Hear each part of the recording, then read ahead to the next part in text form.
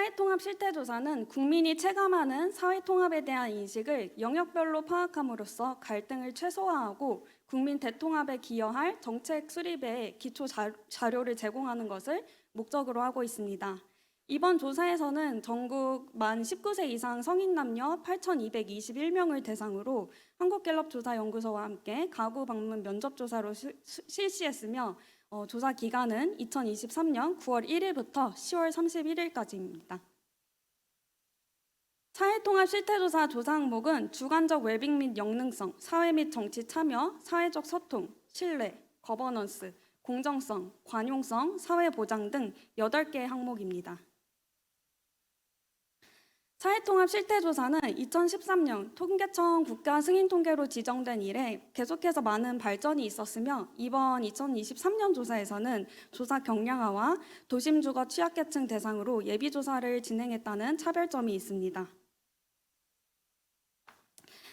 사회통합 실태조사가 국가승인통계로 지정된 2013년부터 2023년까지 11개년도 자료를 이용해서 시계열 분석을 통해 고립인구의 추이 변화를 확인하고자 합니다. 먼저 사통 분석 전에 비카인즈 뉴스 분석을 통해 2013년부터 23년까지 사회적 고립을 키워드로 한 언론 기사 수를 살펴보았습니다.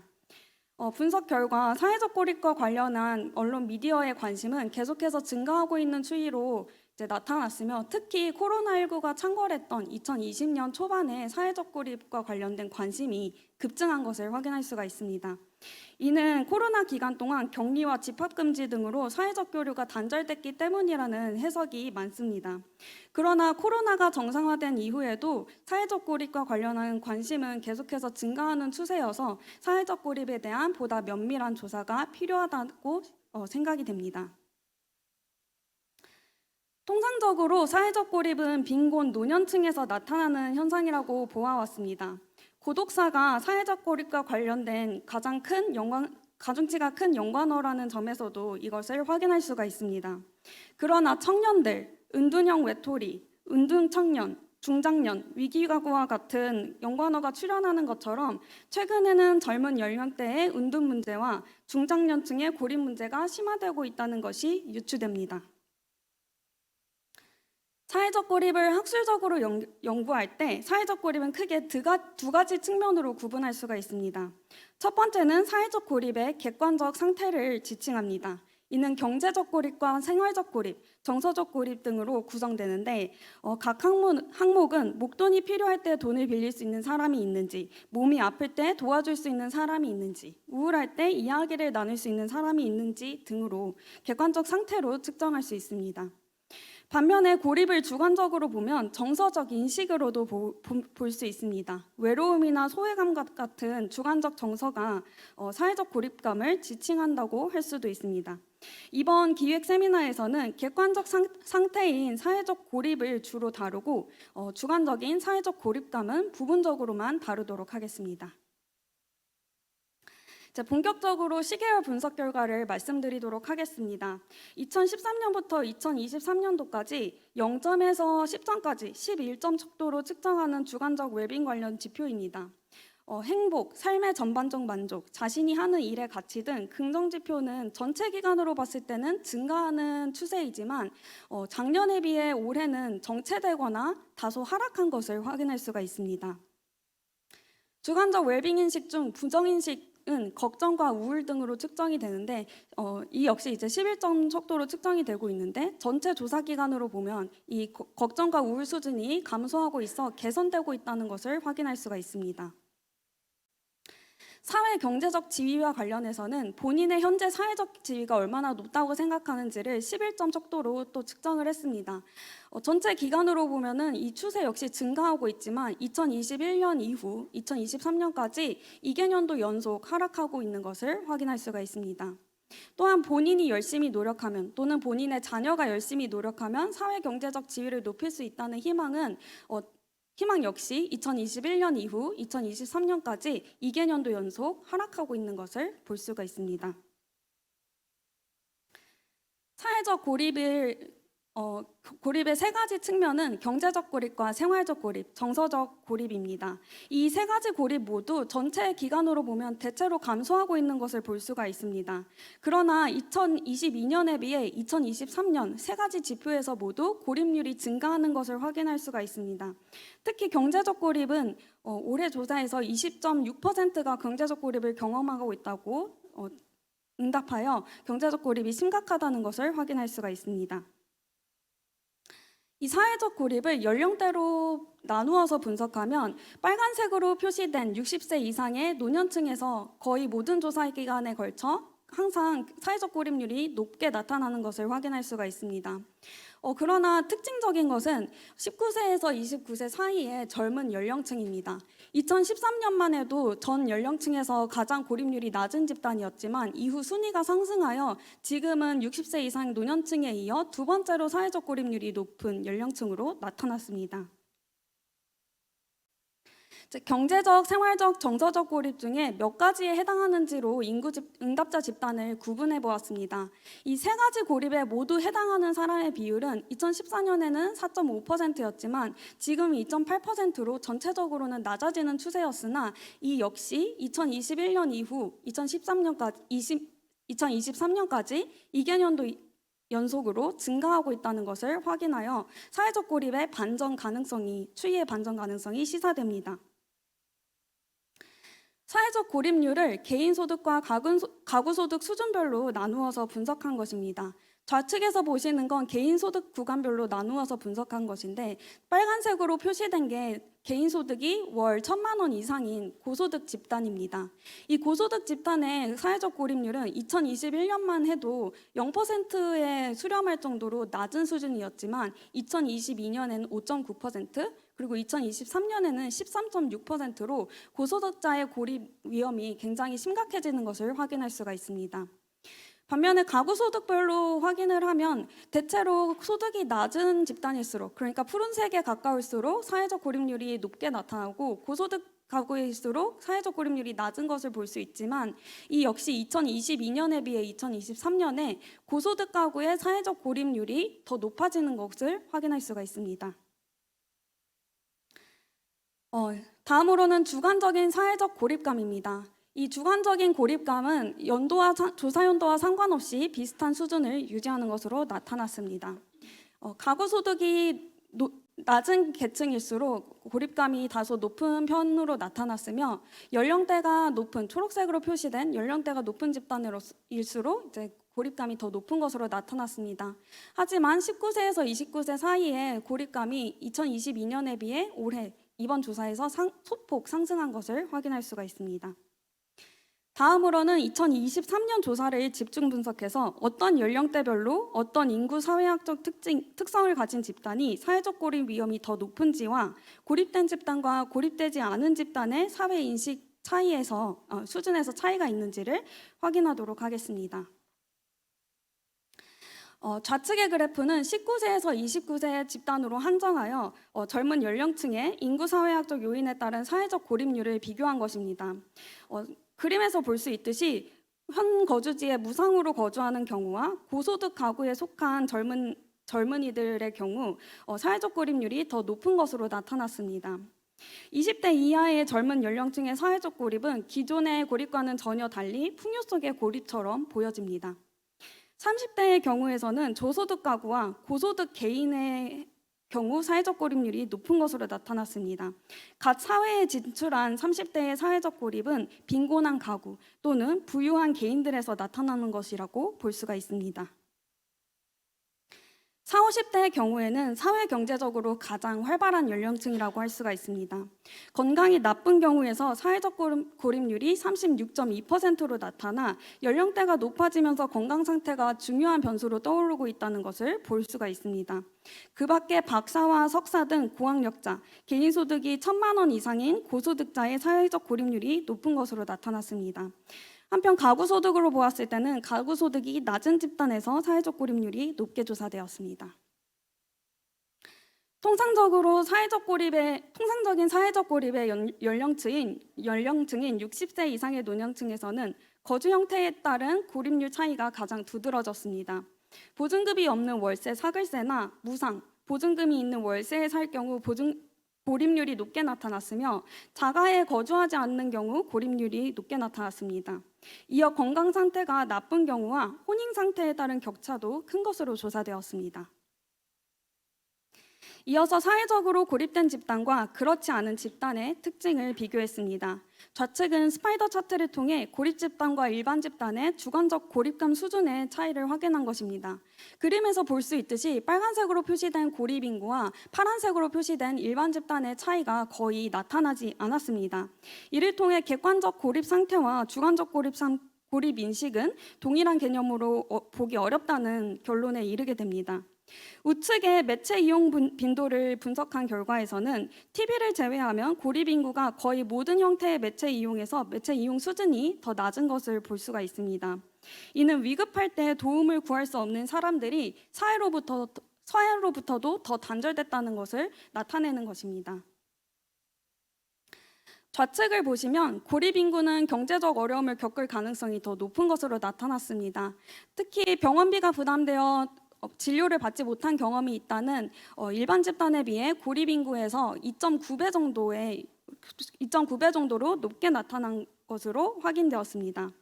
우측 그래프를 보시면 우리나라 상황에 대한 인식 차이는 크지 않지만 본인의 경제 상황과 경제 전망을 더 비관적으로 인식하고 있다는 것으로 나타났습니다. 소통과 신뢰 수준을 비교하면 고립 집단과 일반 집단의 응답은 가족과 친구, 직장 동료 항목에서 가장 크게 차이가 있는 것으로 나타났습니다. 특히 가족 간 소통 인식과 신뢰 수준에서 고립 집단이 일반 집단에 비해 더 크게 부정적으로 인식하는 것으로 확인되었습니다. 다음은 2023년 쪽방촌 주민을 대상으로 한 특별 예비조사를 진행한 결과입니다.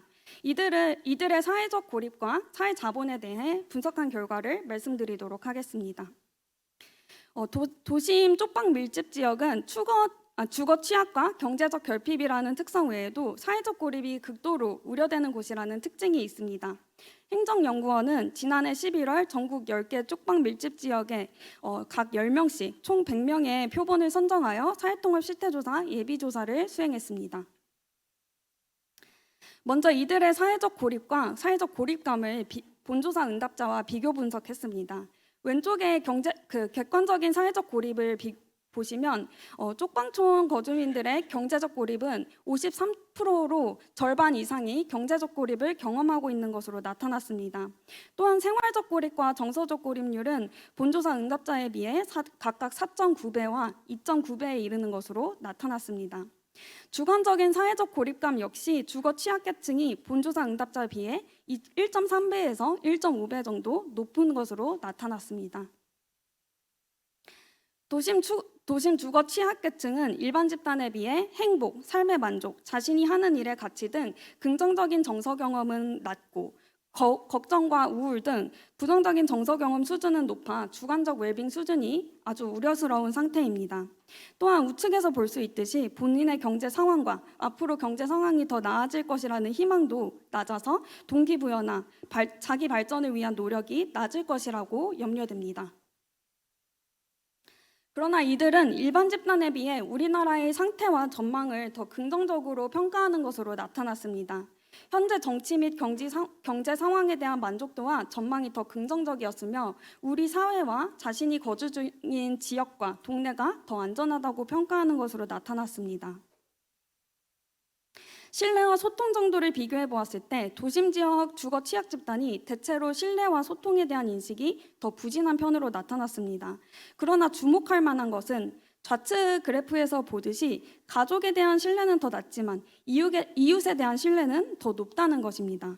또한 우측 그래프에서도 확인할 수 있듯이 이웃 간 소통 수준을 더 긍정적으로 높은 수준으로 평가하는 것으로 나타났습니다.